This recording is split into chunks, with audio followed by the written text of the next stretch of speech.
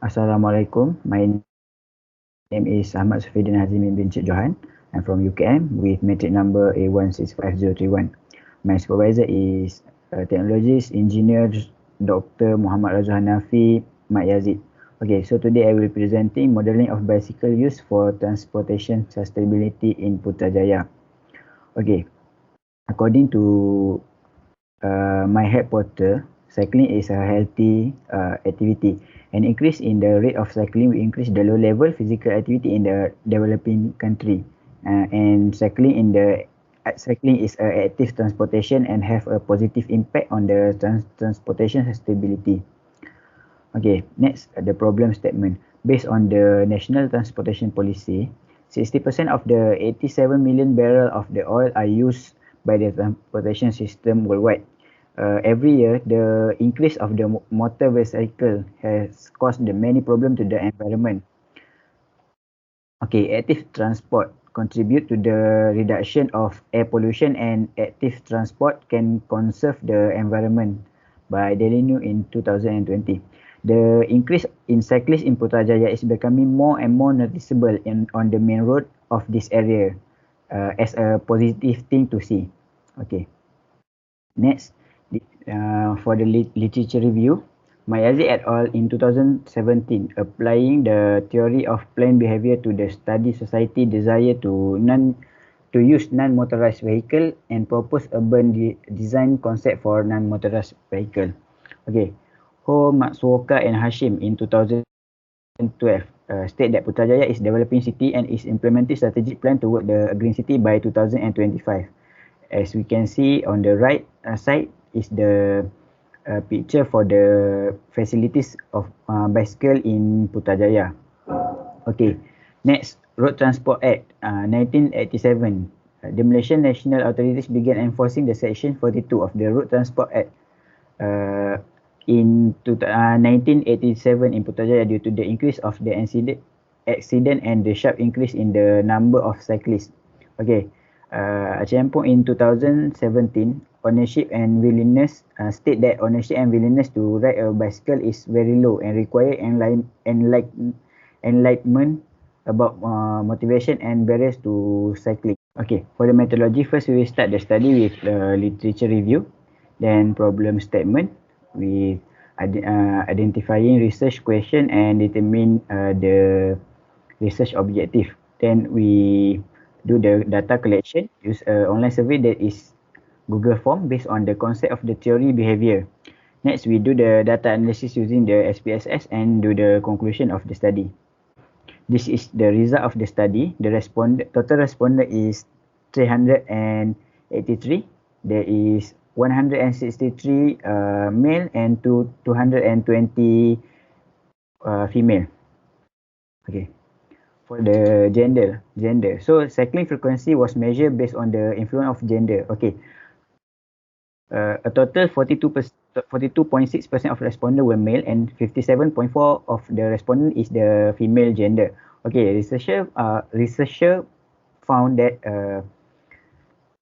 male user who state that they rode bike per week 3 times per week is higher than female because they have 57.7% male user and compared to 40% of woman user. Okay. Next, for age. As cycling frequency was measured using based on the influence of age. The outcome of study found that cycling frequency was significant to the age. Okay. Respondents who are 21 years to 40 years is the highest at 69.5% and as many as 44.7% of them ride the bicycle. And respondent aged 40 years and above have 39 respondent total and 30.8% of them ride bicycles. Okay. Here is academic level. Okay, cycling frequency was measured based on the influence of education level. So, percentage of respondents with the university degree is the highest at 84.9%. As many as 46.7% of them ride bicycles. And the percentage of respondents with primary school degree is lowest, that is 1.5%, but 100% of them ride bicycle. Okay, the respondent with master and PhD degrees had 46 respondents, and only 26% of them respondent ride bicycles. Okay, next we go to the weather. Okay, cycling frequency was measured based on the influence of weather, and the study found that cycling frequency was significant because of the 59.5 respondents state that the weather is the most influential factor for the cycling, and total 79.7 of the respondents state the important factor in determining the use of the active transportation and possibility of cycling if weather factor can be overcome. Next, we go to income. Cycling frequency was measured based on factor influencing economic status. Result of the study found that economic status of respondent is significant. This is because 60% of respondents who have no income ride more than one time a week in the residential areas, while 0% of the respondent with income 10,000 and above who is cycling. Okay. Next, we go to the distance. Cycling frequency was measured based on the influence of distance and result. And the result of the study found the cycling frequency was significant. Percentage of respondents state that percentage of respondents of 58.7% state that distance is the most influential factor for cycling. This also can be seen from the percentage of the respondents cycling at the close range, and 67.2 of the total respondents who ride the bicycles. Okay, for the conclusion, the main objective of the study was to identify the tendency of Putrajaya community to cycle and identify the variable that influence the Putrajaya community to cycle. From the result, the following conclusion are drawn. Gender affect the level of bicycle use. Economic status play a role on the level of bicycle use.